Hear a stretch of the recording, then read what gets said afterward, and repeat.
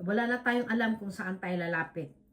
Ako po'y taos-pusong nananawagan sa ating Supreme Court, Philippines, na sana tulungan nyo kami na maipasa ang manual voting and manual counting. Ito lang po ang aming pag-asa na makapili kami at maiupo ang totoong binoto ng taong bayan. Dahil last election, ang dami pong hokus-pokus. So, and also to the rest of our lawyer there in the Philippines. In 2 years or less than 2 years na mag-i-eleksyon na naman tayo.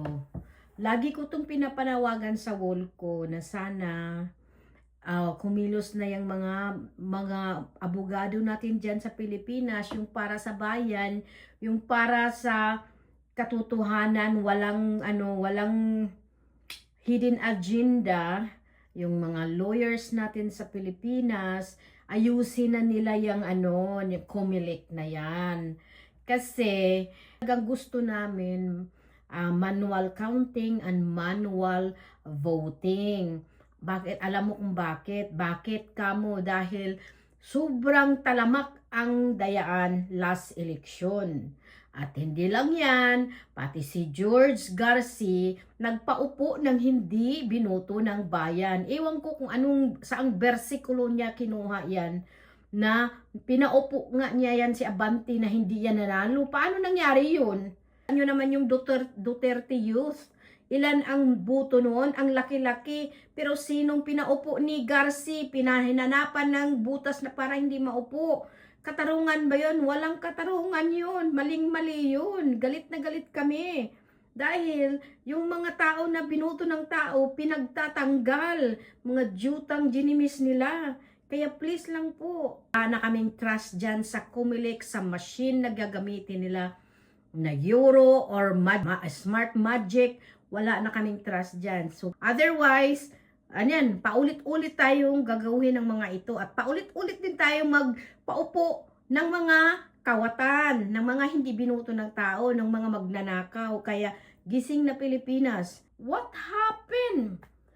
My God. So ako po'y nananawagan. Really, I'm serious. Please, do something. We need to do our election manual voting and manual counting.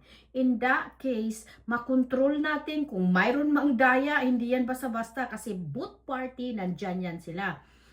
Binibilang na yan after magbuto ng tao, alam na ng tao kung ilan ang buto sa bawat mga tumakbo sa mga kandidasi, kung ilan ang buto nila. So, yan pa lang mabibilang na natin, alam na natin. Pag i-transmit yan doon, one transmit lang doon kung ano ang resulta. Pag hindi yan magtugma, alam natin kaagad na dinaya nila. Dahil kung ipadaan natin yan sa magic, Smart Magic or Euro Magic, whatever is machine is that, alam na natin kung anong gagawin nila. Dadayain at dadayain na naman tayo. So, mananawagan ako mga lawyer dyan sa Pilipinas na para sa bayan, please, i-push nyo yung manual voting, manual counting.